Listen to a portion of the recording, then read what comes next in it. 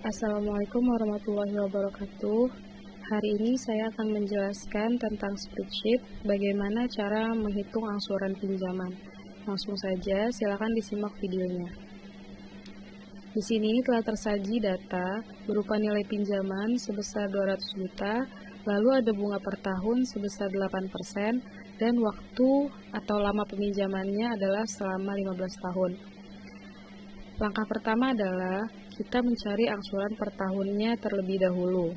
Caranya, kalian ketik sama dengan, lalu ketikkan ABS, klik 2 kali. Nah, ABS ini artinya adalah absolut. Jadi, nanti angka yang dihasilkan dari rumus ini tidak ada angka yang minus. Selanjutnya, kalian ketik PMT. PMT ini artinya adalah payment. Jadi, rumus yang biasa digunakan untuk mencari angsuran.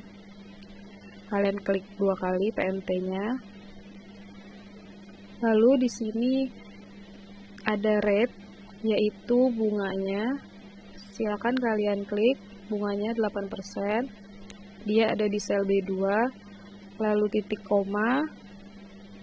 Setelah itu waktu, kalian klik, dia ada di sel B3, setelah itu titik koma lagi, dan terakhir present value atau nilai pinjamannya. Diklik 200 juta, setelah itu kalian tutup kurung 2 kali, karena di sini buka kurungnya ada 2 ya, jadi tutup kurungnya juga harus 2. Setelah itu enter. Akan muncul nilai angsuran per tahun.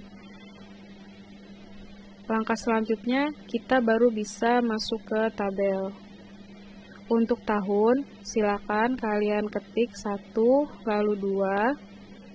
Setelah itu kalian blok, dan di pojok kanan bawah kalian tarik ke bawah sampai menunjuk angka 15. Karena di sini waktunya adalah 15 tahun.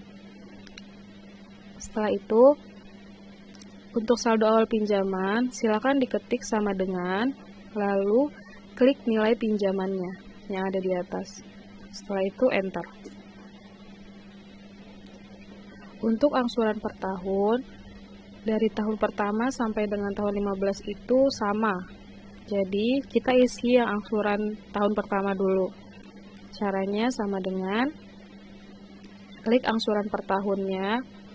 Lalu, karena akan kita tarik datanya ke bawah, agar tidak bergeser, kita harus absolutkan. Caranya adalah klik F4 di keyboard kalian, sampai muncul tanda dolar seperti ini, lalu enter. Setelah itu, boleh kalian tarik ke bawah langsung, sampai tahun ke-15.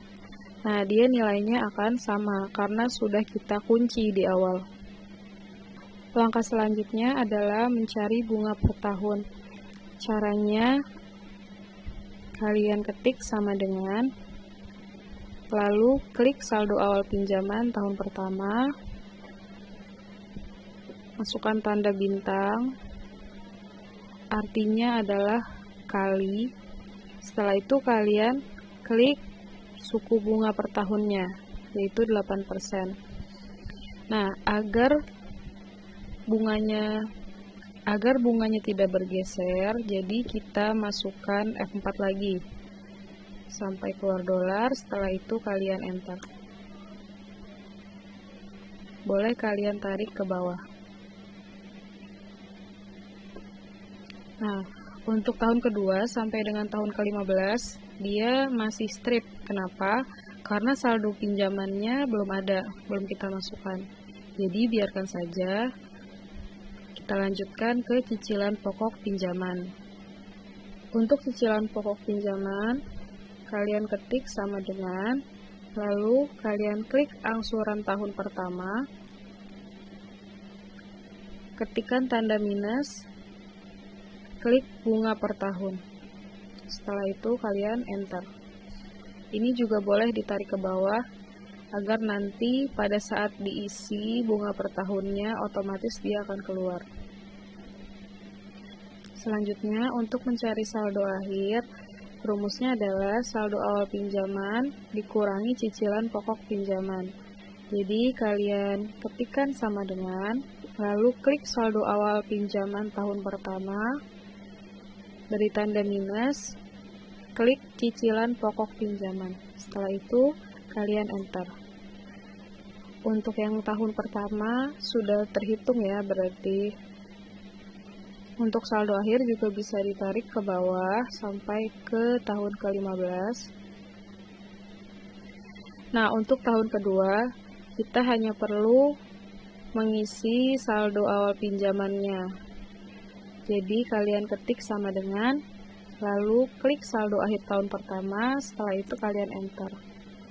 Nah, kalau sudah di tahun kedua, ini kan udah kehitung nih tahun pertama sama tahun kedua. Kalian bisa tarikan ke bawah sampai ke tahun ke-15. Nanti dia akan otomatis menghitung sampai hasil saldo akhirnya di tahun ke-15 adalah 0. Seperti itu, mudah kan caranya? Jadi kalian hitung dulu untuk yang tahun pertama tadi, lalu tahun kedua, setelah itu baru bisa kalian tarik sampai ke tahun 15.